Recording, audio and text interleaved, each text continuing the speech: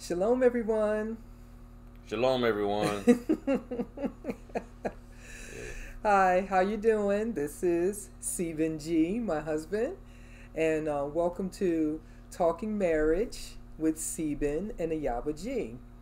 And today,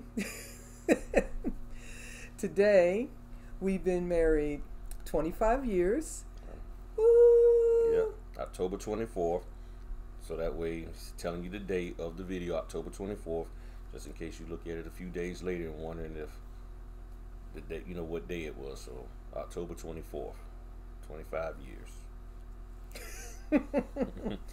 25 years ago today, we got married, and we are still enjoying each other's company to this day. So that is a blessing. And we give all honor and praise to the Most High Yah for, um, His favor and His revelation knowledge, His power, His strength, everything that He has done to help us to continue to stay together and be strong in our covenant marriage relationship. So today we just wanted to take the time out to just share some of the things that we have learned over the past 25 years, a quarter of a century. Mm-hmm. A quarter of a century. And it doesn't even seem like that long, to be honest. It just seems like it was yesterday that, we came together and got married. But it has been an awesome ride. We have learned so much over the years, and it's just a blessing to be able to continue on in our covenant marriage relationship with one another as we continue to grow in our relationships with the Most High Yah individually and together. So we just wanted to share some of those things with you. But this is my husband Seben. I want to kind of go back and introduce him because everybody always just sees me, but he is such a big help and support of my channel. He is the one that has created my Ayaba G app, and he was the one that just really has encouraged me and helped me all along the way. He's such a hard worker, so that's why he just kind of, holds up the pom-poms, it seems like, in the background, but he has just been an awesome father, an awesome husband, taking care of our family over these last 25 years. I couldn't have asked for a better husband. Woohoo! That's right. So she ain't looking. So she couldn't ask for nothing better. There ain't nothing better than out there than me. All right. So, but no, I'm just really thankful for that. I've been blessed with a husband who loves and cares about me, his wife, and his sons. And because there's so many people who are in marriages today that are not fully engaged in their marriage. They're just kind of going through the motions, or they're growing apart and they're going their separate ways. But marriage takes work. It takes time, it takes work, it takes effort, and you have to remain engaged, and you have to want to follow what the Most High Yah tells you to do. And it starts with being obedient to Scripture and being obedient to the Most High Yah, and learning how to become one. When you first get married, you're two people coming together, but you're not one. And we had to learn how to become one. Yeah. Well, for me, the best way I can tell you, and what my wife just said, many of you probably sitting there saying, "Oh yeah, I heard that," because that's what they teach out there in the churches and conferences and all of that. And it's a true statement. That's why they teach it, that the two got to become one. But I guess what a lot of people will want to know is, how did we make it? What enabled us to be successful in our marriage? Did we have trials and tribulations? Did we have issues with each other? All of that. And the answer is yes. Yep. And to me, when I was thinking about this earlier today, To me, I could sum it all up and simply just say we made it primarily because we kept you people out of our business. It's that simple. When I look at the landscape of marriages across all nationalities, races, religious belief, no religious belief, economic standing, the more you keep folk who don't have your best interest at heart out of your marriage, the better chance you have of making it work. Yes, there's times where you need to have some counseling. There's some times where you need to get some encouragement. But the two have to be willing and have a desire to make the relationship work.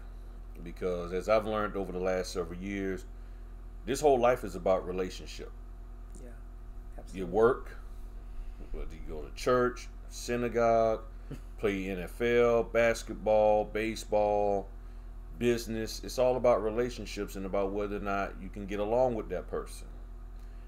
And marriage is one of the institutions, one of the relationships that people tend to tell you to walk away from the quickest.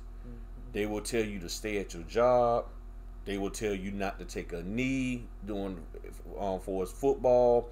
Tell you to do this, that, and the other. In all these sports, stay political, don't be political, whatever, to keep that relationship with that person who's doing what?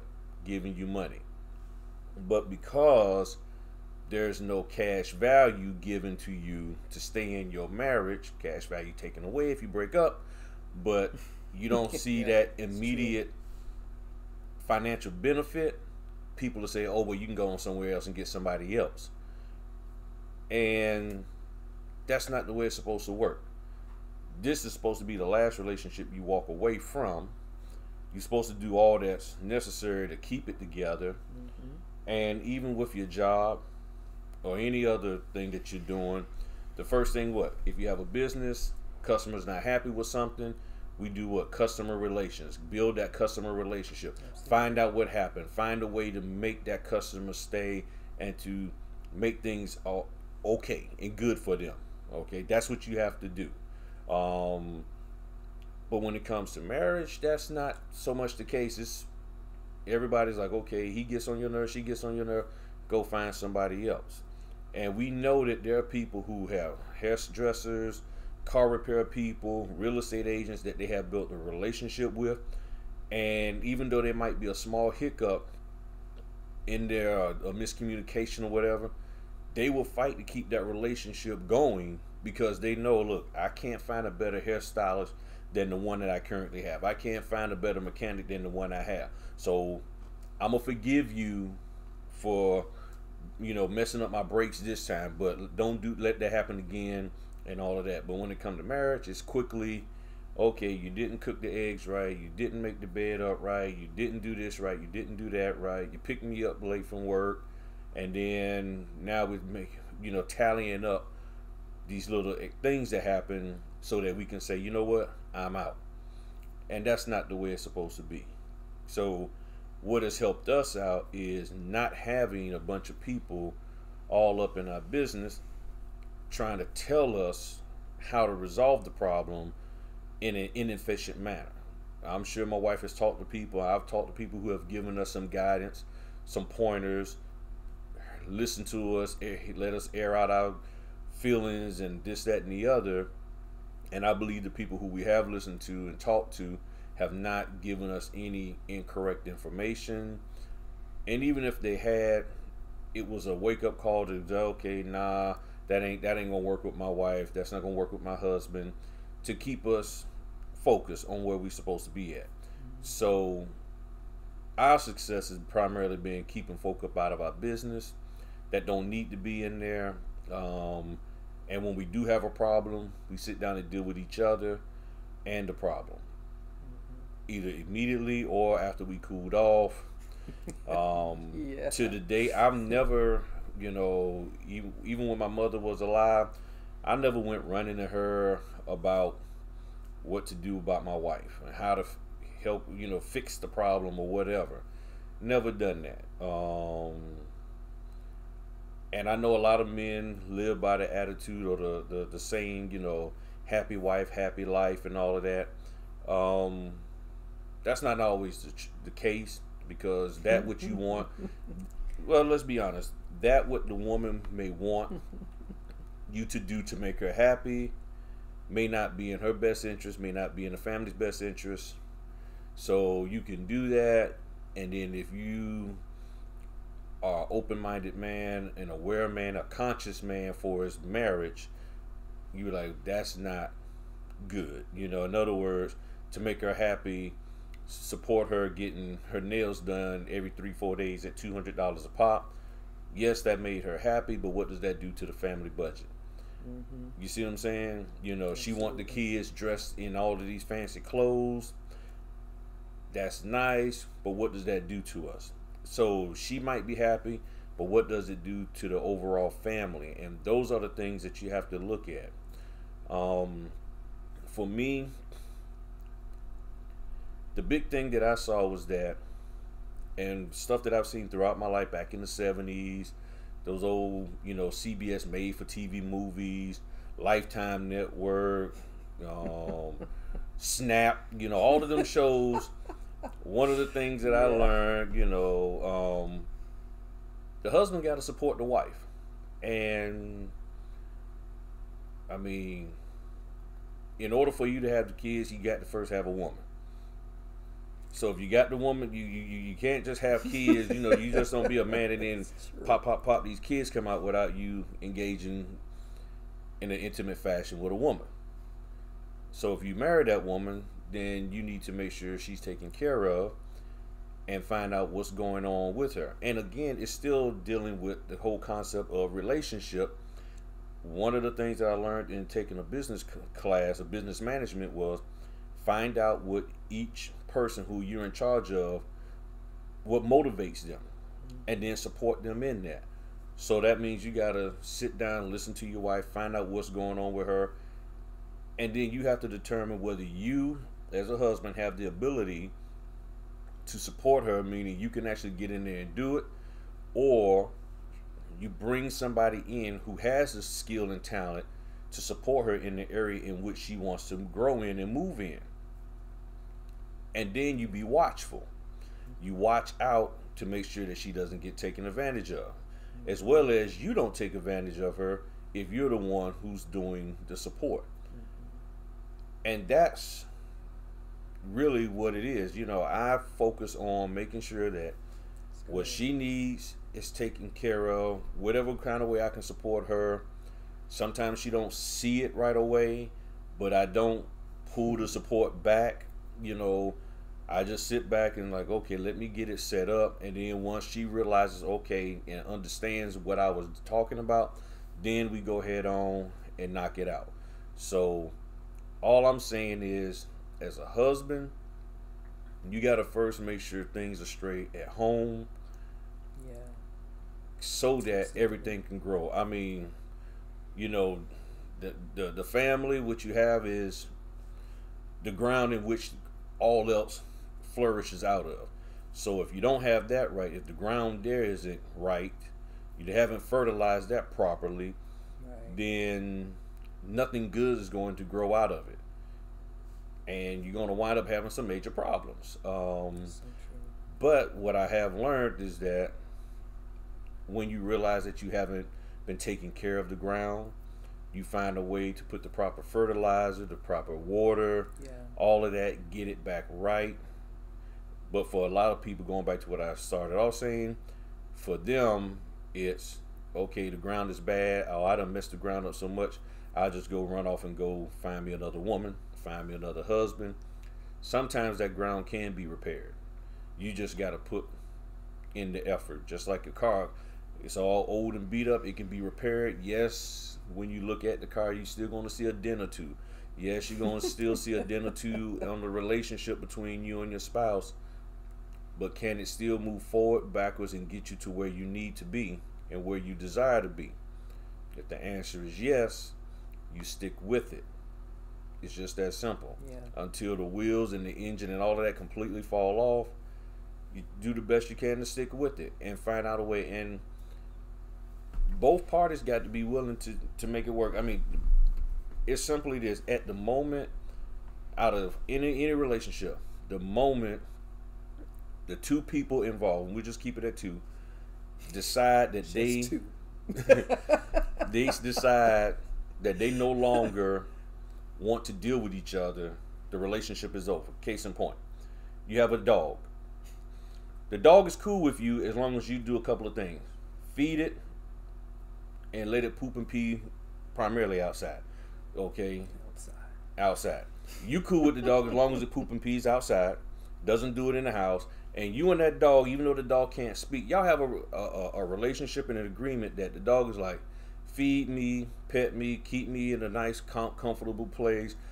If it's an outside dog, let me out every now and then to go just be outside or what have you. Pay attention to me. You want the dog, don't tear up nothing when I'm gone. Don't pee and poop in the house. And if somebody come break in, if you're supposed to be a guard dog, bite them, do whatever. In other words, you do your thing, I do my thing, we cool. The moment either you or that dog decides that you no longer want to abide by that, you no longer want to feed the dog on time, you no longer want to provide the dog with the water, you don't want to take it out, the relationship is over. It's that simple. You start beating on the dog, kicking the dog like, I don't have nothing to do with you. The dog start not listening to you, get off the couch, stop doing that. Why you picking your leg up? Don't do that. And you realize, okay, you know what? Now you gotta go. So the moment the two of you get to that point where one of you get to the point where I don't want to do what's necessary to make the relationship work, it's over.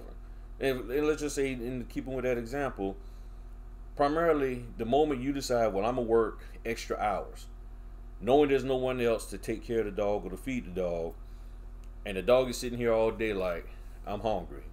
The dog gonna start tearing through the trash, this, that, and the other. Relationship is broken a little bit. You see that because of what the dog did. The dog is looking like, I really didn't want to do this, but you left me no choice. How do you fix it? Make sure the dog has food.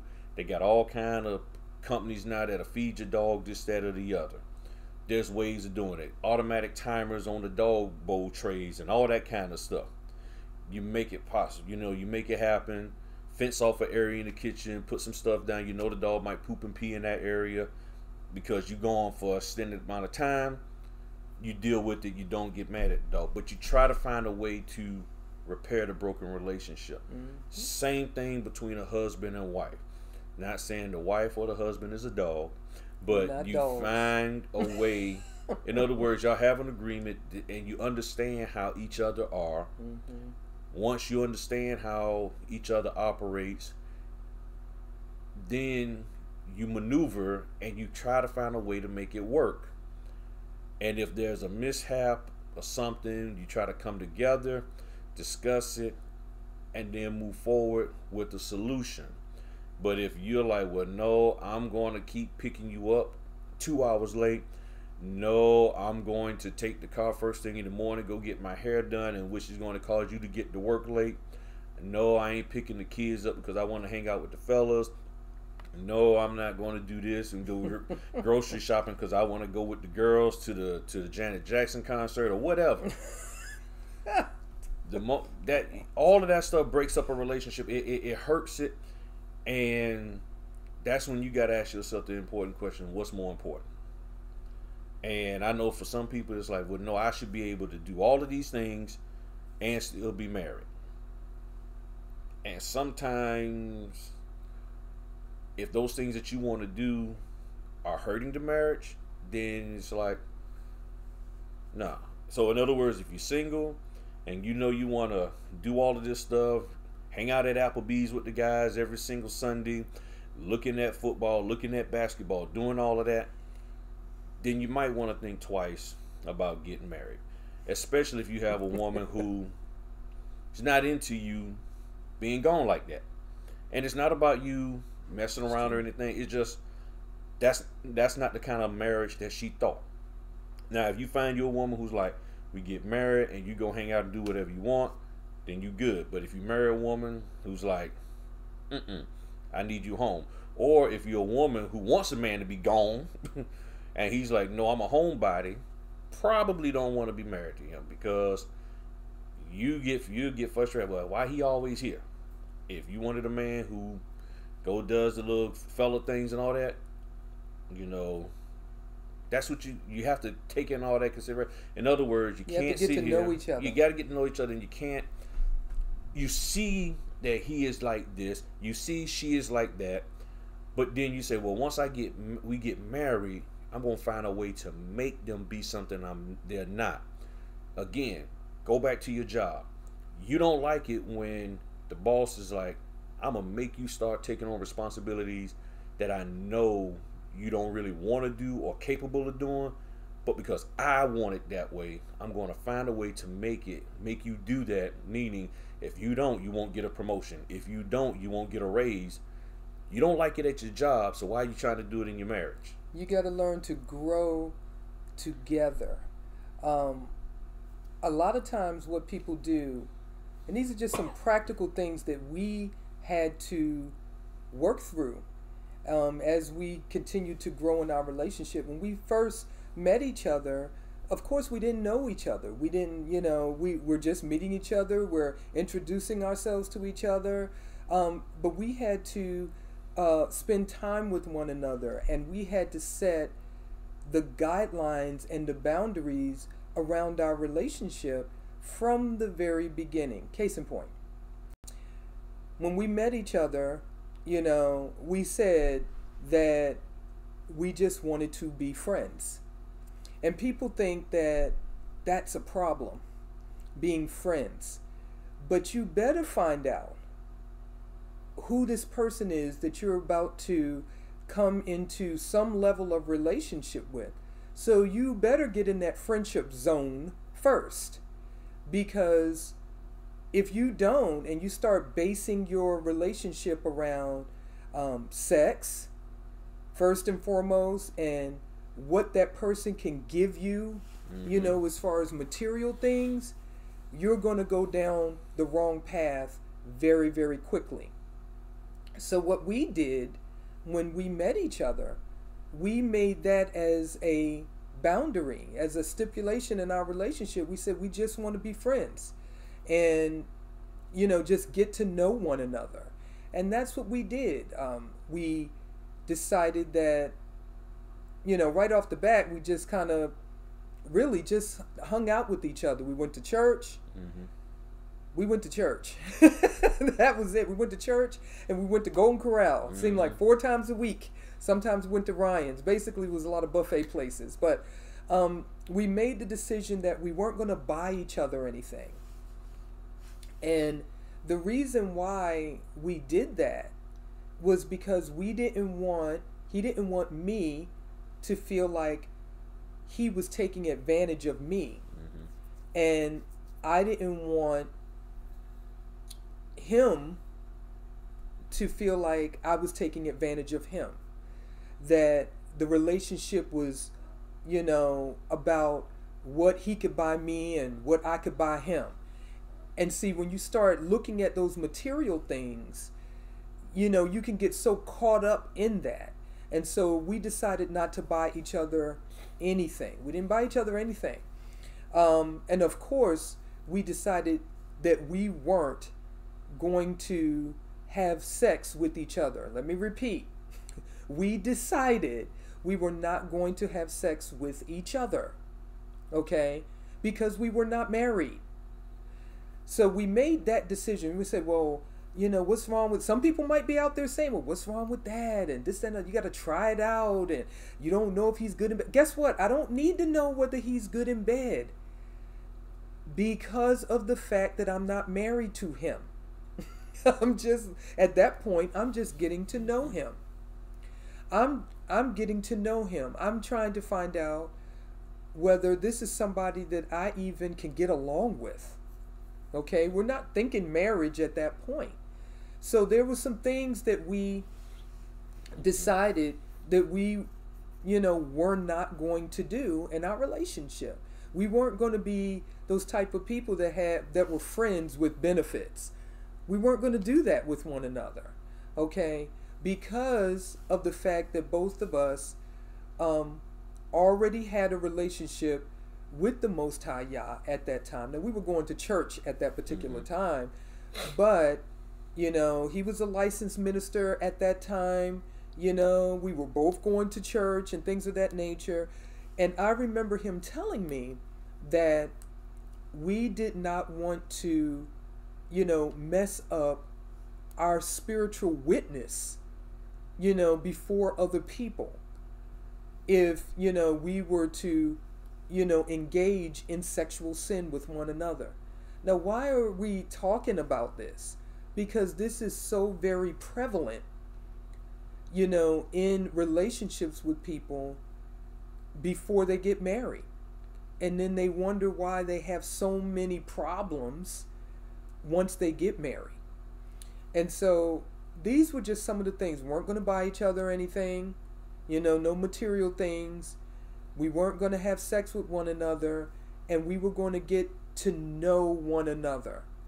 You know, we talked about each other's past, any past relationships that we had, you know, anything that we participated in that was good, bad, sinful, not sinful. And why did we talk about those things? Because we need to know, once again, what type of person, you know, am I coming into close relationship with? Right. He needed to know what type of woman he was dealing with, and I needed to know what type of man I was dealing with. And he needed to know whether I had his best interests at heart, and I needed to know whether he had my best interests at heart, and that we weren't going to, you know, do anything to take advantage of one another and tear each other down spiritually, physically, mentally, emotionally, and yes, financially. We need to know these things. This is very, very important, because these are things that people just don't think about. You know, they just come together and they're, you know, worried about hurrying up and getting married, and they rush into relationships that end up in disaster. And there were red flags popping up all over the place, you know, with that man or with that woman that they were coming into relationship with, you know. And of course, if we, you know, we weren't trying to bring children into it at that time, because once again, we were not married. So these were the things that we did, you know. And then we talked about the things spiritually, our spiritual backgrounds, you know, because we needed to know, he needed to know where I was spiritually, what, you know, what I had dealt with in my past spiritually, what he had dealt with in his past spiritually. We talked about what we needed to be delivered from, because if you have demonic activity in your life, Right. you know, you don't want to bring that same demonic activity into a friendship or into a marriage if that's what it grows into. So we did. People used to ask us, well, what do y'all do together? And we did spend time together. Sometimes we're just watching TV and stuff like that. But we spent a lot of time praying. We did Netflix and chill before it was a thing. There was no Netflix back in 1992 when we met. Right. But, you know, we did watch TV and stuff like that. But we never even went to a movie together. And we sat down and we talked about our lives and really got deep into each other's past, because we really needed to understand, you know, where we came from, you know. And I needed to understand where he was. We were 25 years old at that particular time, and so we really needed to understand, you know, where he needed to understand where I was coming from. He needed to understand, I needed to understand where he was coming from. And I remember you asked me the question, why was I in his life? He said, why are you here? And, you know, I had to stop and think. And he laughs every time I bring this up. But I think about that all the time. And, you know, at first I was a little taken aback, and I was like, what's up with this dude? What's up with him asking me why am I here? You know? And I was like, and then I had to stop and think, why was I? He said, why are you in him? Why are you in my life? You know? And what did I bring to his table? What did he bring to my table? You know? And I can't be, you know, I couldn't be coming to the relationship just so torn down and so broken up, you know, that we just spend all of our time trying to, you know, build each other up because we're just such wrecks. And you just don't want to start your relationship out that way. So there were some things in our lives that we had to deal with that were pretty deep, that, you know, that were private, that we had to deal with between one another, that we had to talk about, that we had to be, you know, brutally honest with each other about those things. And we had to pray about them, and we had to go before the Most High Yah and seek Him for deliverance together. And we did that. We did that. Not saying that we were two perfect people before we got married, but we did, you know, everything that we knew to do at that particular time to deal with the issues that we, you know, really knew that we had within ourselves at that particular time. We were trying not to bring, you know, all of that into the marriage. We discussed whether we, you know, we wanted to have children and how many. He wanted to have 6. I didn't. He wanted to have 6. Got 4 more to go. I wanted to have 2, so we had 2.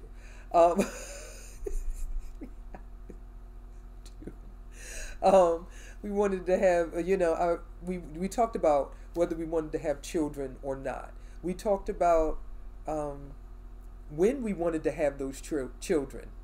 I'm a planner, so we wanted to have those. I wanted to have my first child at 27, my second child at 29, and that's what we did. We planned our children. You know, he talked about the fact that he didn't want to stay in the military for the rest of his, you know, for the rest of his life. He didn't want to retire out of the military, you know, and that was a big decision. That was a big decision. And I was fine with that because I never really wanted to marry somebody who was in the military in the first place. Okay? So these are some of the things that my husband was talking about, you know, finding out whether this person that you're coming into a relationship with is the type of person that's going to fit your personality, the lifestyle that you currently live or that you want to continue to live, you know, so that y'all will be able to grow together. There were some things that we had to grow together in. Like I didn't cook. I really didn't cook at all. And my husband cooked probably for about the first 24 years of our marriage. Probably, no, seriously, almost, you know, probably the first 15 to 18 years of our marriage or so, he did a lot of the cooking. You know, I knew how to cook some things. I'm talking about basic stuff, you know, like eggs and Eggs. No, Eggs. I knew how to cook, you know, chicken wings and spaghetti. Yes, he's right, spaghetti. But it was very, very basic stuff. I was a single woman. I'm a hairstylist. We ate on the go. I ate out a lot. So, you know, the Most High knew that He put me with the right man who cooked all the time. And so, you know, he cooked. He cooked all the time. And I was very, very grateful. I was very, very grateful. But he didn't mind that because he loves cooking. Now, I cleaned all the time. And he, you know, and I did dishes, and I'm, you know, really big about, you know, trying to make sure that everything stayed clean and in order. She's cleaning right now while we're doing this video. Y'all don't even realize it. She done cleaned the table off 2 times. That's how good she is. But, you know, so in those ways, we complemented each other. Yeah. So he started cleaning more, and I started cooking more. But these were areas where we had to grow. Yeah. We had to grow in those areas. And in that, what I had to learn was, even though she cleaned, I had to learn not to constantly make stuff so messy. Yeah. You know, in other words, a person who, if the person cooks and you know they cook and they plan their cooking, you can't wait till the last minute to say, okay, I want this. Or after they done cook, nah, I don't feel like eating. You're like, okay, I done cook. You said earlier you wanted this, because I would plan my cooking out a day or 2 ahead of time. So I had to learn not to make a mess and leave it out, you know, so much. I had to learn to pick up behind myself. And picking up, fellas, is not the same as cleaning. It's not. Okay? You know, I would put stuff in a little neat pile. Oh. Had little Professional neat piles, pile maker. but I didn't necessarily clean it, you know. So if I had stuff out, I would sort of just gather it all together, and it would be in a little neat pile for her to find. That was my way of assisting and helping out, rather than her going all over the place to find stuff. I just take all 15 items and put them together in one location, and that was me assisting and helping out. So that's the kind of stuff you got to do. The big thing is learning to work with each other. I mean, that's all they talk about. Look, one of the big things I learned about 5-6 years ago was the average job, when they see your resume, they interview you, they're really trying to see if you are, quote unquote, a good fit. Mm-hmm. And what I learned is that a good fit don't mean you're qualified to do the job. Mm-hmm. On most jobs, there's a way things have been done, and they don't want you coming in there rocking the boat. So they want to see, are you a good fit? Can you stand inside the boat without tipping it over? Mm-hmm. Now, the thing is, the way they got stuff going could be good and efficient, or it could be ghetto, trailer park, whatever you want to call it, slummish. And they want to make sure that you're not going to come in there with your high and mighty, here's how the right way to do things, and mess stuff up. So with those relationships at work, they want to see if you're a good fit, because that's what I kept hearing. We just want to see if you're a good fit. You know, I go to one company and I have a 3-hour interview just to see if I'm a good fit. Mm-hmm. And then after that, I have a face-to-face with some hiring manager. Some project manager, not even a hiring manager, project manager, who wants to just sit there and ask me questions about who I am, to see if I'm a good fit. They want to make sure that I'm not going to come in there and mess stuff up. Yeah. And again, it's not that they're doing stuff wrong. They just have their way of doing things. And as long as it ain't hurting nobody, they're like, no harm, no foul. Mm-hmm. And if you are a type of person, there is harm and there is a foul, you're not a good fit, even though you may be the most qualified person. Mm-hmm. So in a relationship, y'all got to learn how to fit with each other. Mm-hmm. You got to understand that if you're the type of man that wants to street hustle and she does not like that kind of stuff, you probably shouldn't be with each other. Mm-hmm. Even though y'all do make good looking babies. And that's what a lot of people like to do, because we can make some good looking babies. We kick it with each other. And if you're the type of woman who got some stuff going on and you know he's not that type, you know, or you want a guy, you know, you kind of woman, you're like, well, I want my guy to be, you know, a little gangster, and you know he's not, or I want him to be a little more sophisticated, and he's really gang. I mean, that ain't gonna be a good fit. I mean, let's just face it. And most of the divorces, the irreconcilable difference is that we don't fit. Mm-hmm. We may love each other, but we don't fit because, you know, like that the old Sonny and Cher. One was saying, I'm a little bit country, I'm a little bit rock and roll and all of that. And this, you know, it's always about how you're gonna fit. Even with the collaboration of the different singers and stuff out there in the rap industry and R&B, it's about how do they fit. You know, how do you make these two singers with these two different styles fit? How do they work together? So it's never really a question about talent.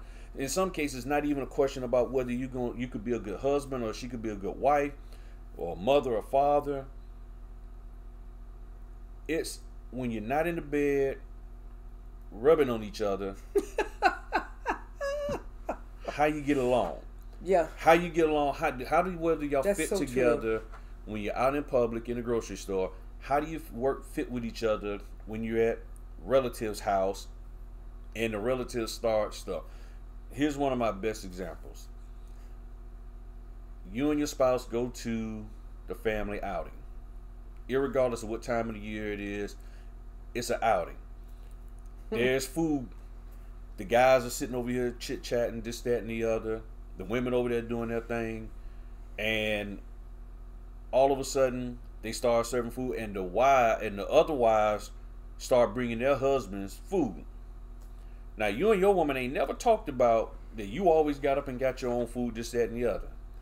Now, you get the bright idea as a man that, oh, I'm going to ask her to get me food. Babe, get me a plate. Now, you ain't never asked her for a plate. Never. And then all of a sudden, her response is going to be, get your own plate. Now you got an argument about to start, and now everybody in the family like, I thought, yeah, they ain't together. You gotta have some kind of situational awareness. Yeah. And like, okay, I see all these other guys, the other fellas looking at me like, yo, man, your woman don't bring you your plate. My woman always bring me mine. Okay, that's something you and her probably have already discussed and got together prior to this moment. At this moment, me and my wife don't have that established, so it's probably not good for me to do that. Just the same as the woman sitting there is like, all the guys take the kids and go to the park, and then she's like, come get your kids and take them to the park too. I ain't taking kids to the park when we at home. I don't want the kids around me. I don't feel like. So if you don't have it established prior to, sometimes that's not the best time to start trying to insert things that you see other people do. So for us being a good fit, you got each other's back, and it's like, yo, man, your wife ain't gonna get you your food. Nah, man, I'm good. I get it. It's no big deal. You gotta have each other's back in private, and you public. have to have each other's back in public, and that is so very important. You can't tear each other down in public, even if you may not agree with each other in that moment. He may be doing something that I don't agree with. I may be doing something that he doesn't agree with. Talk about it in private. Don't talk about it in public. Don't get out there and act a fool in public. Don't do that, because when if I tear him down in public, or he tears me down in public, guess what? In private, we're tearing down our relationship. We're tearing down the trust that, we're working to build up with each other. And don't do it in private, in public. Yeah. What that means is you're at a public function gathering, something happens, and then y'all try to go off in private and try to discuss it and fix it real quick. Right. And then y'all in the bathroom fussing at each other. In a public bathroom. Or at a public gathering. Yeah. In a private bathroom. You're trying to talk about something that happened in front of everybody over here in private. At that point, to me, it would be best to say, hey, look, we're going to call it a night and go to the hotel If we staying here at the house. We didn't go. Well, we're gonna take a ride, and we'll be back. But don't do it privately in the public arena that the incident happened, because everybody gonna be waiting. Because all I'm gonna tell you, all they're doing is that they waiting to see who gonna come out that bathroom or that room with a look of disgust on their face. And you don't want to put each other in that situation. And we're saying this because we've dealt with it. We've dealt with some of these things ourselves, but we've also seen other people with these types of situations have played out before us. So we had to learn, we had to get to know each other.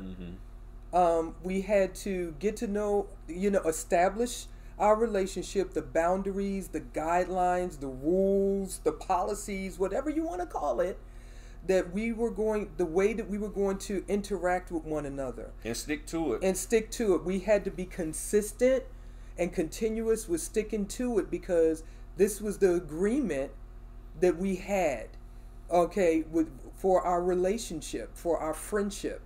And notice the word is friendship. So you're kind of getting in that boat together, in that ship, friendship. And you're getting in that boat together. And so we agreed not to rock that boat that we were going to get into together in that friendship. So we agreed to get to know one another. We agreed not to have sex with one another. We agreed not to buy each other gifts, because we didn't want he didn't want me and I didn't want him. We didn't want to feel like that we were abusing each other or using each other or misusing each other or mistreating each other in any way, shape, or form. And that's very, very important when you are starting out in a relationship and trying to get to know one another, that you are not doing things that are consciously a mistreatment of the other person. Okay? And that's very, very important, because your relationship has to be built on, that trust and that respect. And then we had to learn how to treat each other with respect. We had to learn how to treat each other with respect, and we had to learn to build that communication, and we had to build that trust, and we had to build a track record with one another. And we did that.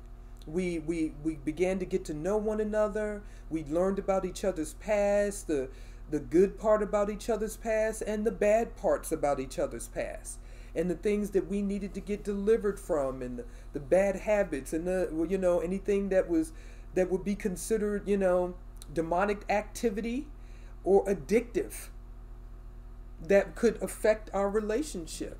And so we had to deal with all of those issues with one another. We didn't have to sit down there, and I didn't spend a whole lot of time talking to my, female friends about him. Okay? Because I already knew how my female friends were. And they were single. And, I already knew that they were not going to see things in the same way and with the same perspective and view that I was seeing him in, or our relationship in.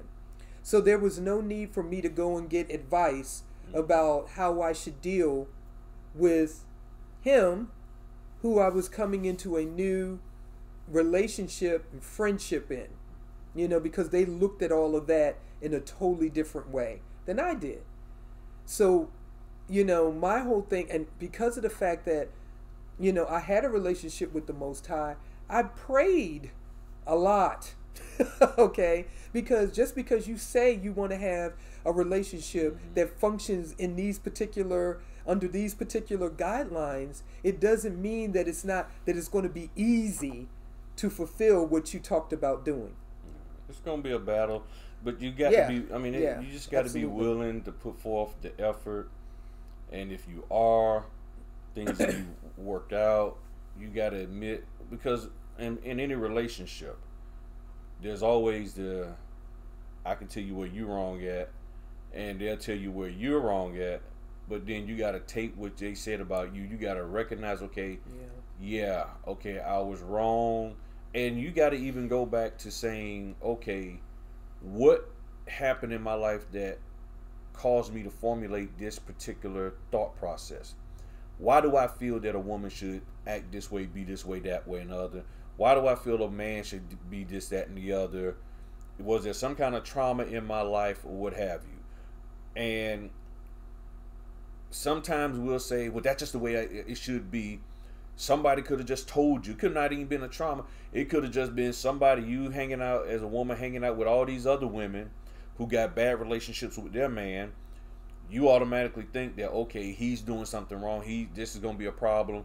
And they're always arguing, fussing, and fighting. And then you start saying, well, this is the way it's supposed to be because you never seen it any other way. And you got to talk to yourself and be like, okay, you know what? I got this idea, this concept from Aunt so-and-so. This is the way she was, blah, blah, blah, blah, blah. Or you, as a man, this is the way I saw my uncle deal with his girl. And this, that, and the other, blah, blah, blah. And that formulated a certain thought process, sometimes subconsciously, that you're now dealing with and you're actually acting out. Mm-hmm. And you got to be honest with yourself. Okay, this is where that came from. Yes, this is how I think. This is what I thought. Yeah. But why? Okay, now that I understand this is why I'm thinking this way, I realize this is my thought process. Now, for the woman that I have in my life, for the man that I have in my life, is that practical? It's either yes or no. And if it's no, then you got to be willing to do what is practical for the relationship. But if you're so bent that no, this is the way it has to be, let's take case in point. Now these generation of young people, 25 and younger, probably have seen situations where their parent or whoever their parent was dating was always constantly trying to check the other person's cell phone. Always up in the person's cell phone, always checking their Instagram, always checking their social media for what they liked and didn't like or pictures and all of that. Who they following, who's following them. So now these 12-year-olds, when they get married, they're going to be doing the same thing. They're going to be thinking that, oh, I'm married to this person.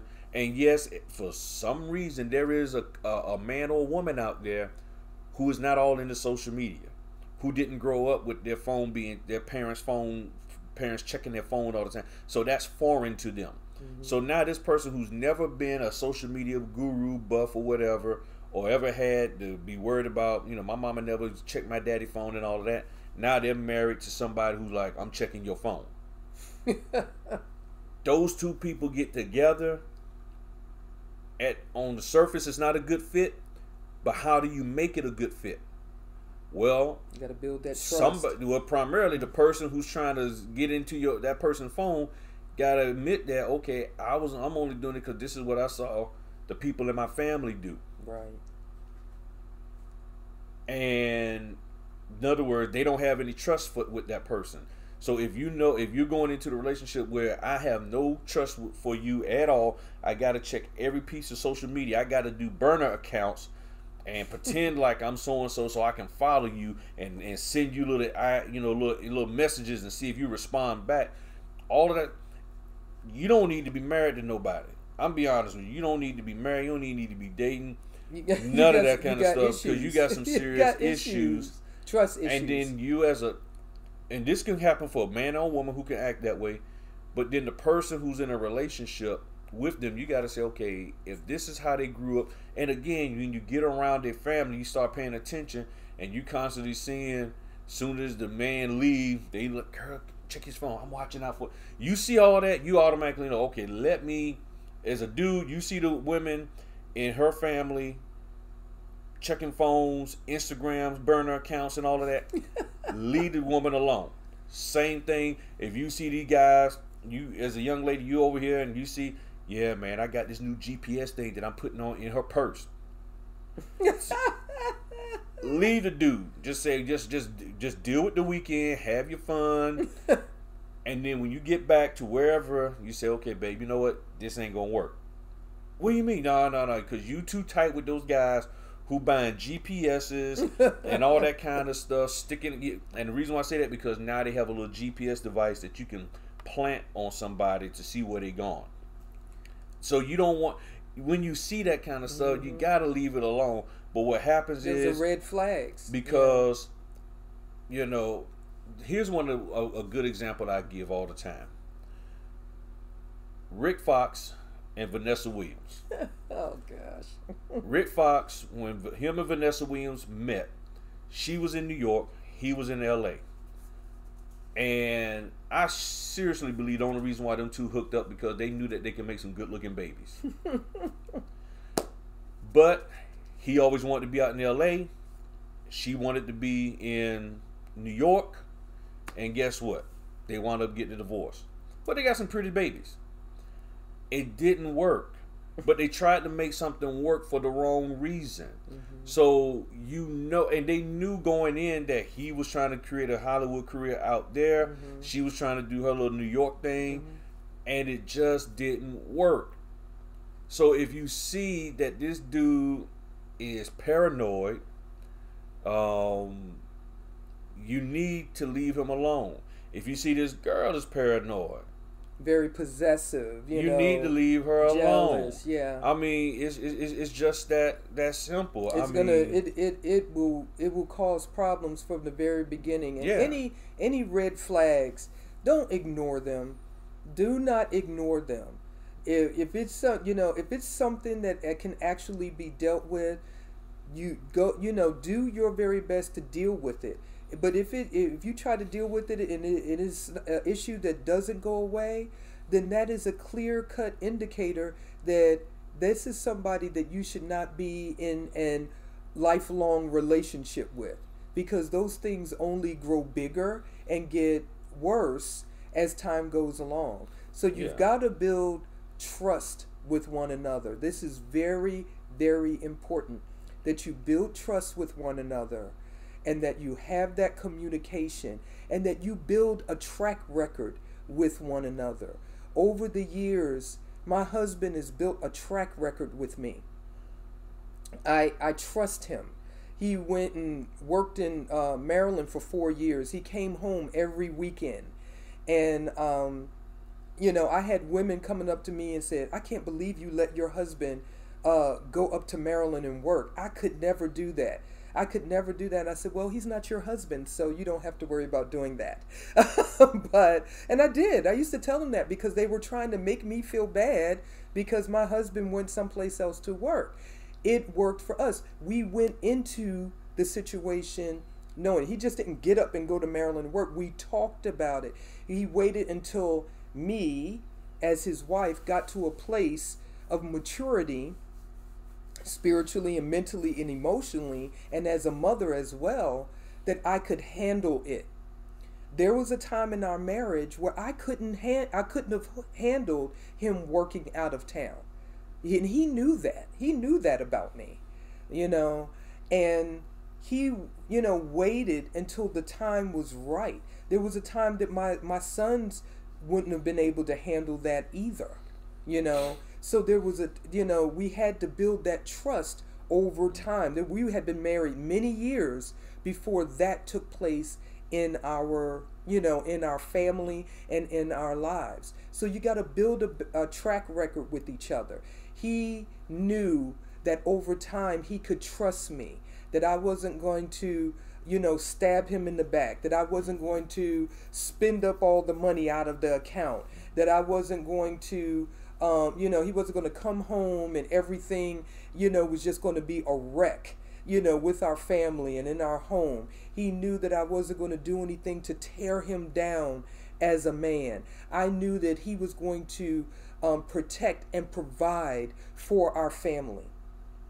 I knew that he, would give his all for me and give his heart for me. I knew this. I knew that he was going to take care of our sons, that he would give us, everything that he had. And when you know that, I had no problem with, submitting to him. And he had no problem with submitting to me. It just all depends upon the situation and the circumstance. There's things we recognize each other's gifts, talents, and abilities. There's different areas where he is, much better and more gifted in certain areas than I am. And there's other areas where I am, more, gifted or the subject matter expert in that particular area. And we defer to each other depending on what it is. And, he has learned to help me get better, i.e. my cooking, in an area where I was weak. And I helped him, i.e. cleaning, to, get better in that area where he needed strengthening as well. And those are just, like practical examples. But we did that and, we branched out from cooking and cleaning to other areas in our marriage, and it helped us to become better and grow up together. And that's what we, continue to do. Another thing that we learned how to do is to not go to sleep just angry and mad with one another. We learned how to discuss stop with, we never argue. Yes, sometimes we have argued. And yes, there are times where we have raised our voices and yelled at each other. I did it. I did it. I did it. I did it. Where I snapped. There were times where I snapped. I confess. I did. There were times where he got upset and he got angry. Stop acting like you're living in this fairy tale. And that's where people get disappointed because of the fact that they are looking to live in some type of fairy tale when it comes to marriage. And marriage is not a fairy tale. Marriage is work. Marriage is an investment. I'm investing in him. He's investing in me. So yes, there were times where we got upset with each other, where we hollered at one another, where we didn't like each other. We still loved each other, but we disagreed with one another. We didn't see eye to eye with one another. And early on, those disagreements were often. And we made a conscious and intentional decision to deal with the issues that we had one with another. We talked about it. And I admit, sometimes I would get hysterical, and then I would get historical.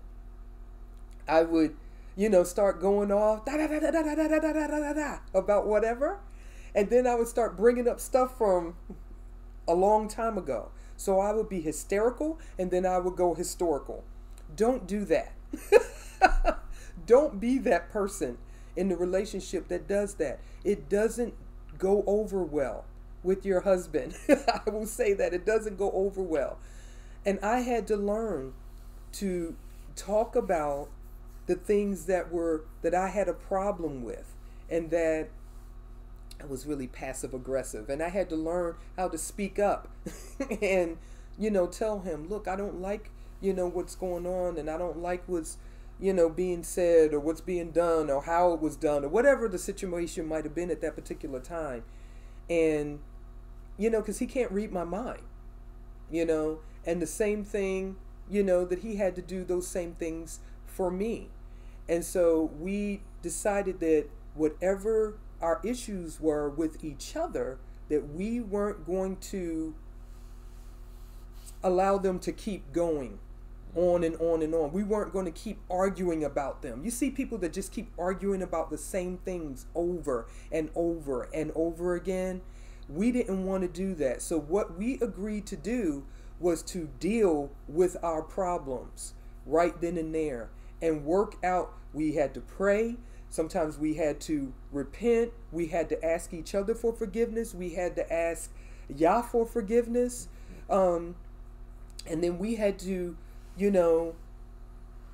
uh, come up with a solution for that problem and then implement that solution. And we had to agree that we weren't going to go back and, drag that situation up again. And when one of us did it, and sometimes it did happen, we would have to apologize to one another and, start, begin again. And we've had to do that. And over time, we got better at it. We aren't perfect at it, but we got better at dealing with our issues, forgiving each other quickly, apologizing quickly and meaning it, and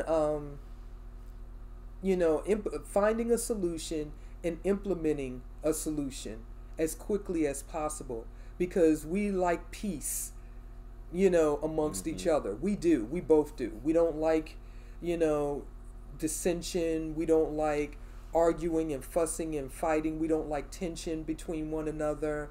And so when that comes in, when that spirit or that ruach of tension tries to come in, we do everything that we can to drive that out as quickly as possible. And so we built a track record, a positive track record with one another. And so when people try to come up to us, I had somebody try to correct my husband, what he was doing, and I was right there, and I had to stop her. I was like, no, stop. I had to stop that woman right then and there. I was like, my husband, been married for years and years and years. I am satisfied with him. I would appreciate it if you would keep your comments to yourself about what you think my husband should do for me. The operative word was, he's my husband. So what you think my husband should do really is irrelevant. And sometimes you have to do that, because people don't know how to stay in their lane.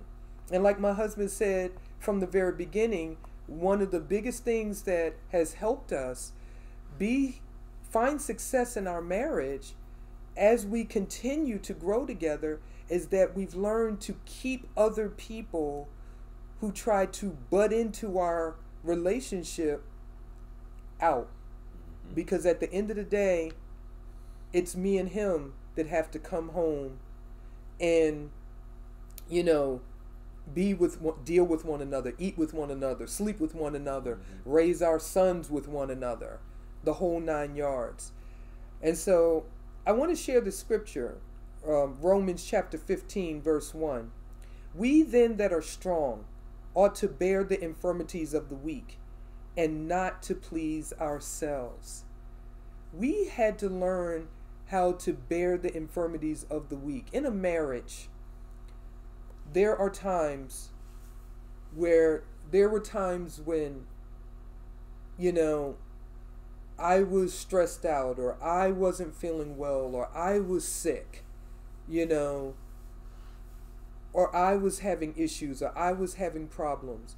And my husband had to, take on, extra and hold up my arms and be there for me, or do extra with our sons because I wasn't, strong enough in that moment to carry out my normal level of, the things that I do as a wife and as a mother within our family.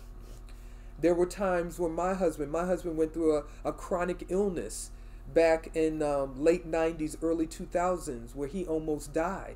And he was physically, dying.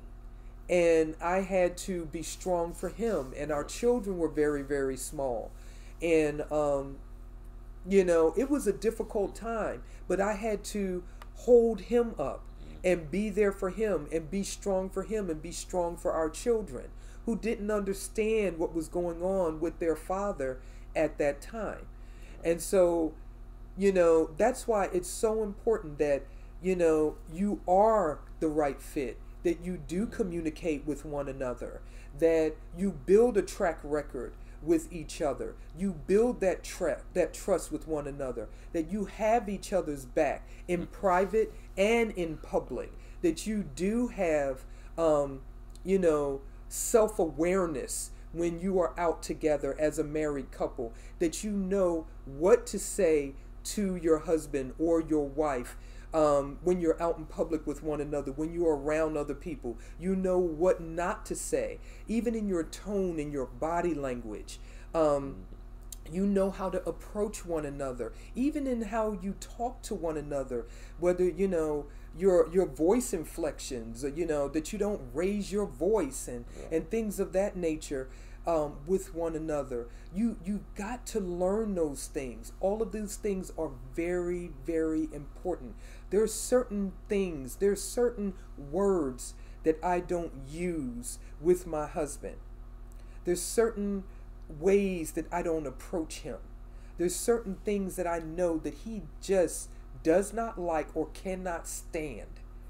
And so I know that. So those are things that I don't do. Those are things that I don't say. He's the same way with me. He knows that there's things that, you know, that trigger me in a way that is not good. So, you know, he doesn't approach me in particular ways. He doesn't say particular things to me. There has never been a time in my marriage that I have ever thought that I was in danger around my husband. I have never felt like I was abused. I've never felt like I was used. I never felt like that he never had my best interest at heart.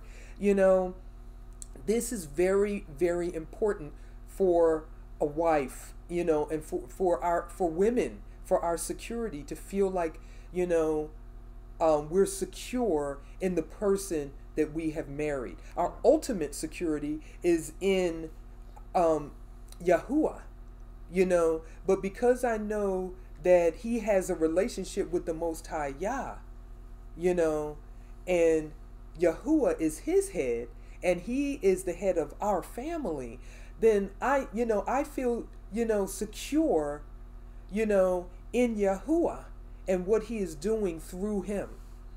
And so, you know, we have had to learn to bear the infirmities of the weak when it comes to each other. The next passage of scripture is Hebrews 10:24. Hebrews, Ivrim, chapter 10 and verse 24. Want to read that one? All right.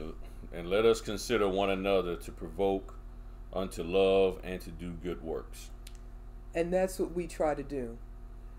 When instead of provoking each other to do wrong, you know, there are men that have provoked their wives. There are wives that have provoked their husbands.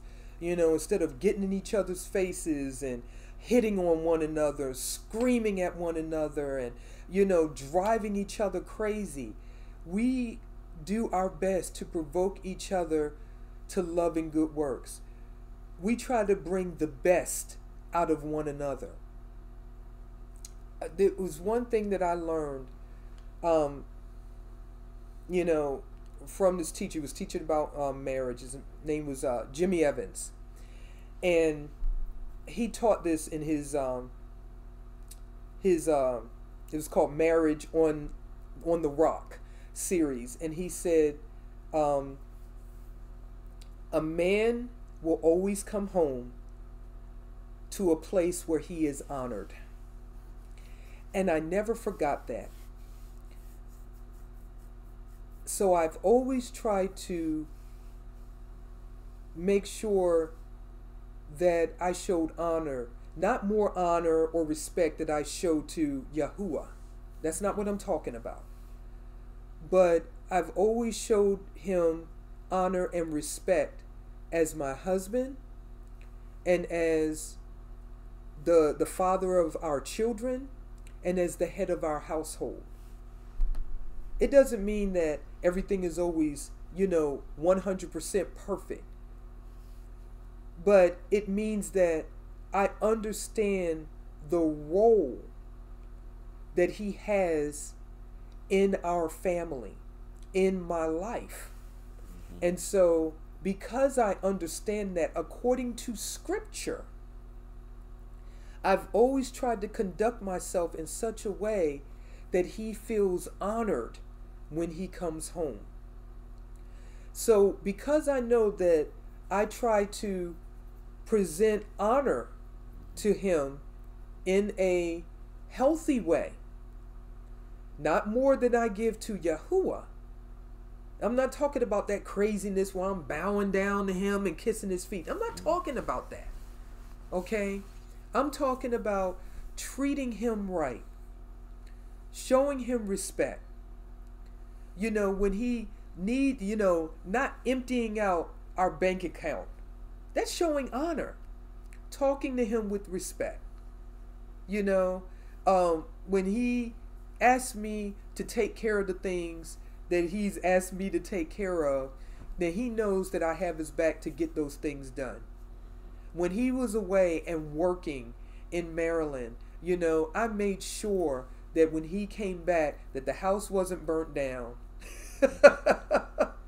Okay? And that the kids were not losing their minds. Okay, even though they tried it. And I will say this, when my kids acted up, when my sons, wanted to try me and stress me out when he was working, away in Maryland those 4 years, I remember my husband driving 3.5, 4 hours from Maryland, showing up in the middle of the night to discipline my sons. He had my back. That's after I had already just went up there. He had just went up there on Sunday. He showed back up in the middle of the night, in between Monday and Tuesday. He had my back. And so I have no problem with showing him respect and showing him honor and submitting to him in those, in different situations and circumstances, because he's had my back. I got track records. I got time after time after time where he has stood up for me and has had my back, and has looked out for me and has helped me and supported me no matter what, and has sacrificed for me, for our sons, and he feels the same way about me. And we tell each other, that thank you. You're doing a great job. He tells me all the time, you're doing a great job. I appreciate you. I tell him, I appreciate you. I love you. I respect you. You're doing a great job. You're doing a good job. I'm proud of you. I made signs for my husband and my kids that said, you're lovable, you're valuable, and you're worth it. These are some of the things that have helped us to continue to experience success in our marriage and in our family. It's not always perfect. It's not always,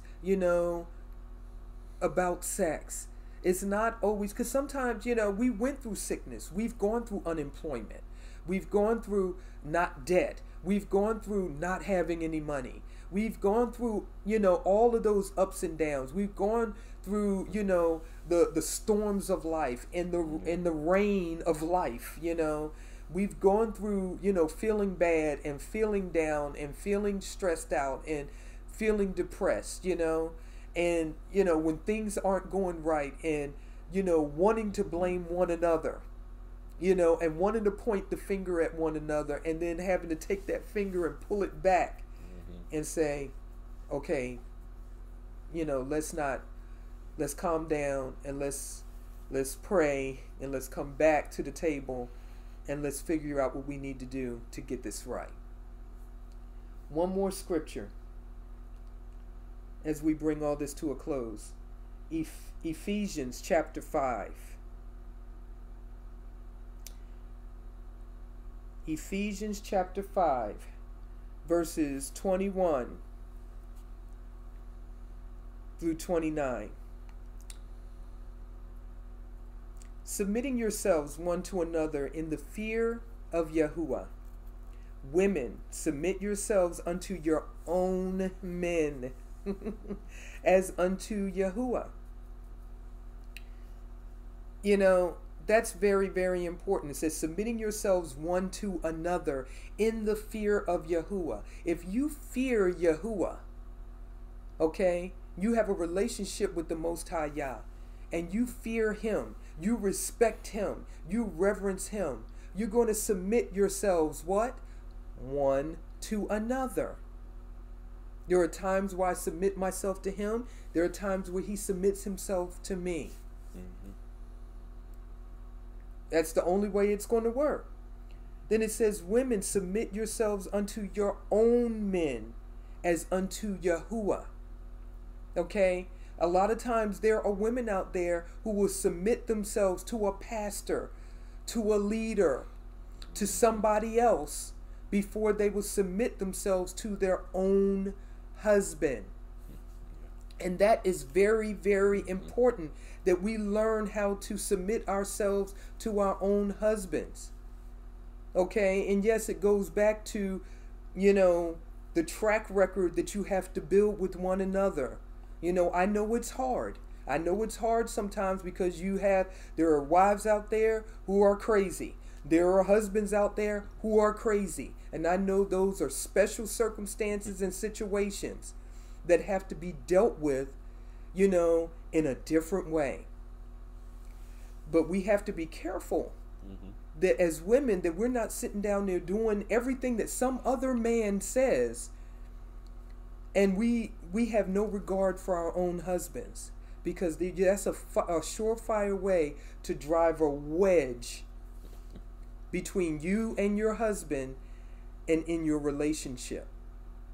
So you've got to learn how to submit yourself to your own husband as unto Yahuwah. Okay?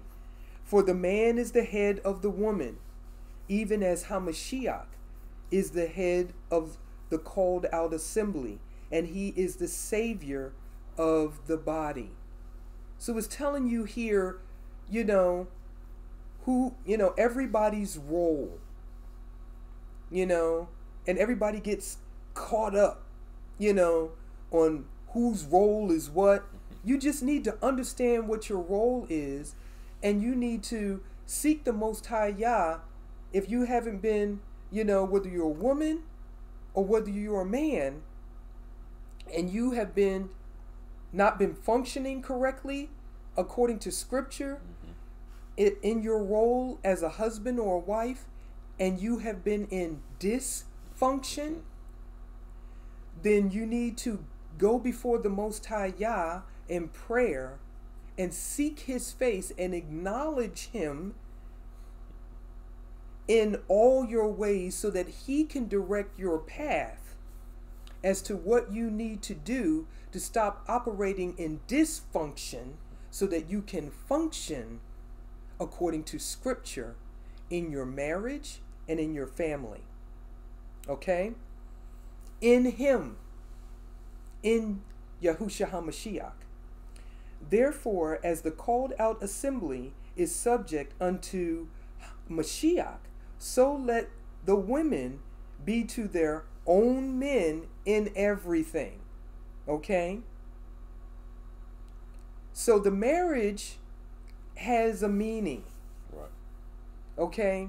It's supposed to represent, you know, the relationship that the Mashiach has with the body, the called out assembly.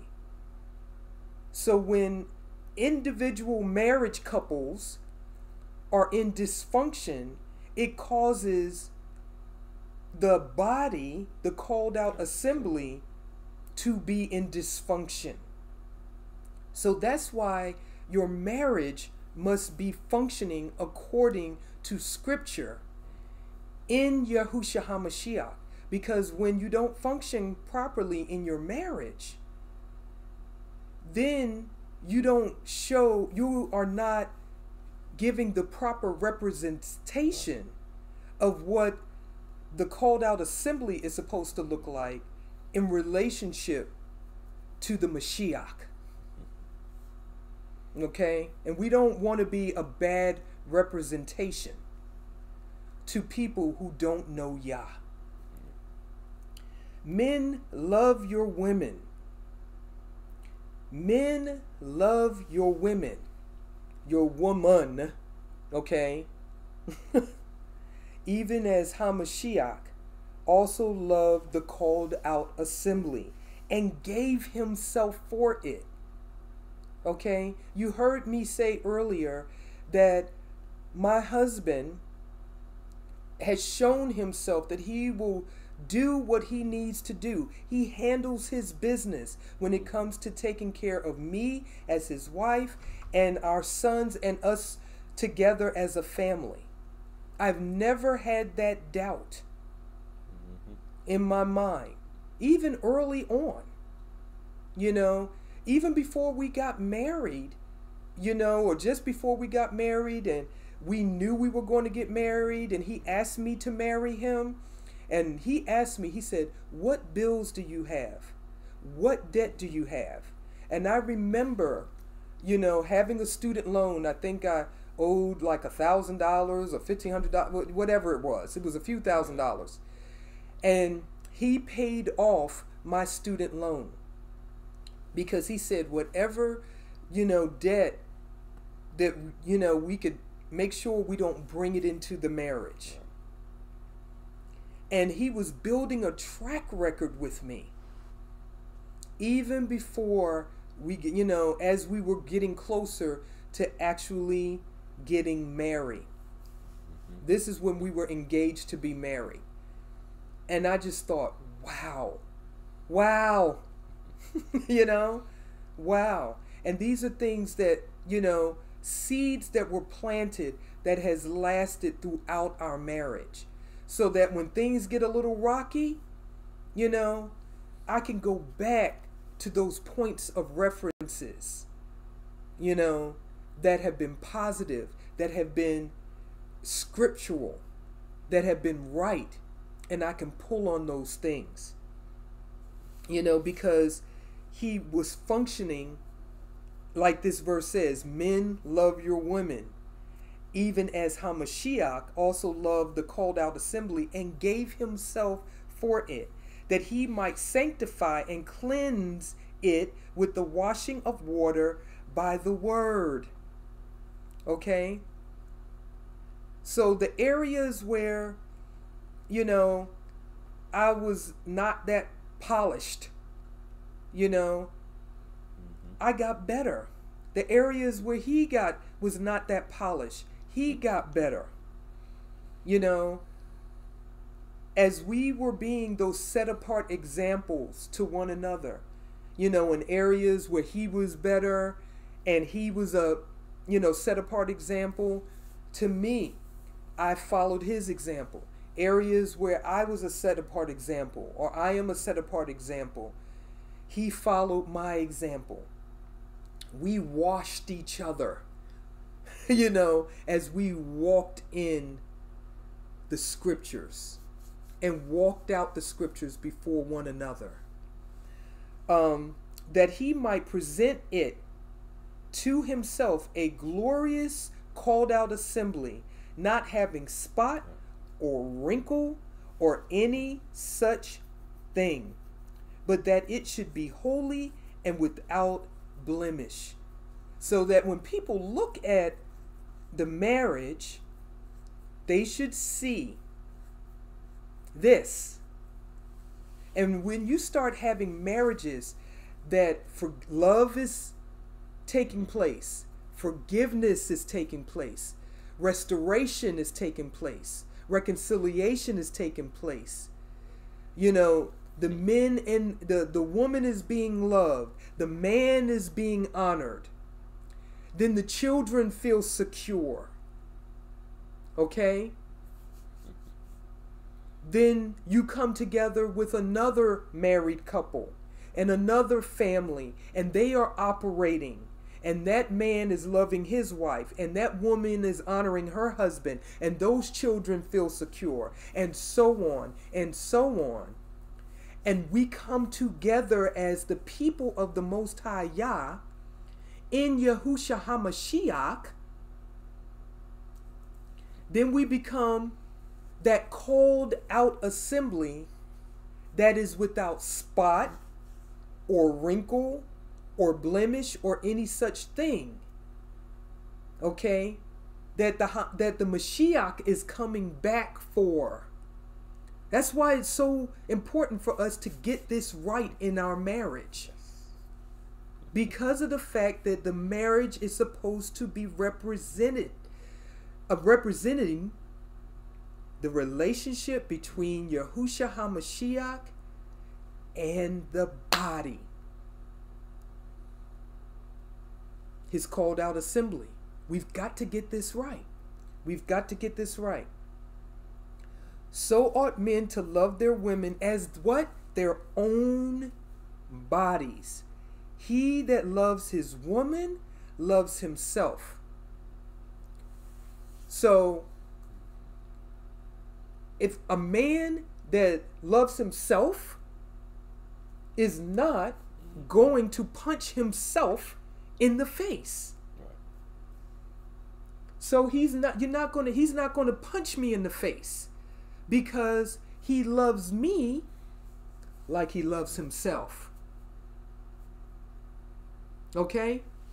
So I don't have to worry about him punching me in the face. I don't have to worry about him, choking me. I don't have to worry about him taking a butcher knife and cutting me up and putting me in a refrigerator because he loves me, okay, like he loves himself. He's not doing that to himself, so he's not going to do that to me. For no man ever yet hated his own flesh, but nourishes and cherishes it, even as HaMashiach, the called out assembly. For we are members of his body, of his flesh, and of his bones. For this cause shall a man leave his father and his mother, and shall be joined unto his woman, and they two shall be one flesh. So we just want to thank you for joining us today, for just, allowing us to share with you some of the things that the Most High Yah has showed us in these past 25 years of our marriage. I'm not perfect, he's not perfect, but we're perfect for each other. And I am so